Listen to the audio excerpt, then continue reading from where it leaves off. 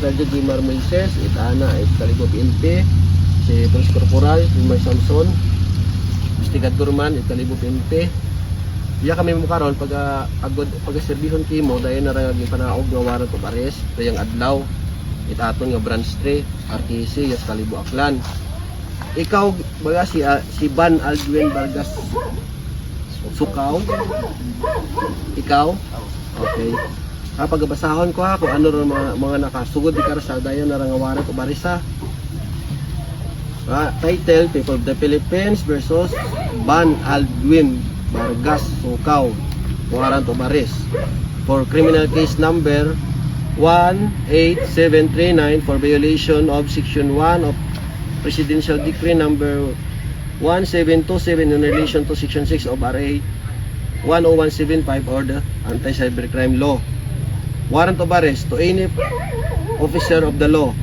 You are hereby commanded to arrest Ban Aldwin Vargas Sukaw, Kaura, who is said to be found at or in Barangay Andagaw, Kalibo Aklan or elsewhere kung bisan siin, and who has been charged before me with the offense of violation of section 1 of Presidential Decree number 1727 in relation to section 6 of RA 10175, and bring him forthwith before me to be dealt with according to law.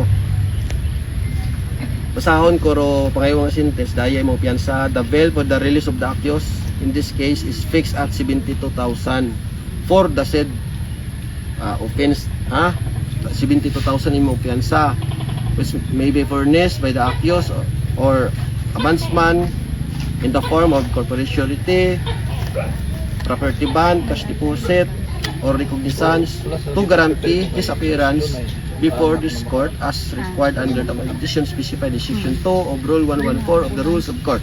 You are required to use at least one body-worn camera and one alternative recording device or a minimum of 2 devices or such number as may be necessary to capture and record the relevant incidents in the execution of this warrant pursuant to the rules on the use of body-worn cameras in the execution of warrants issued by the Supreme Court and which became effective on August 1, 2021.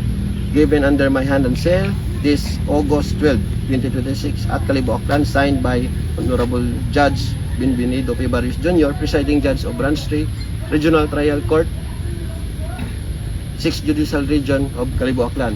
Naintindihan mo, dayan na ra ang ibasa. So mo karon, ikaw may kimetarong sa pag-i-post na nimo gahambal, magamit, pabor man kimo bisan sino sa gabi sa Pilipinas.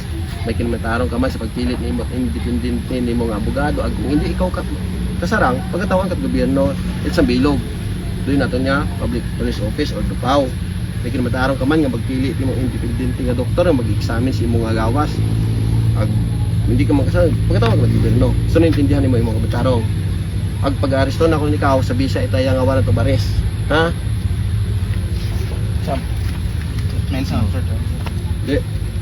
Ikaw na isang tayo mo. Ano na tara ba na? Kilala na Kilala ko. Ako isip.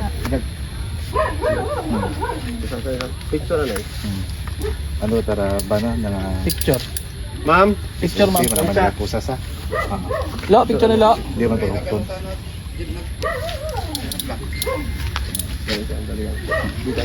Ako si Police Corporal Ruben Delgado sa bilog nga gabuhat it atong ERD recording device nga ga-record it pag-alis sa mo. Intindihan mo?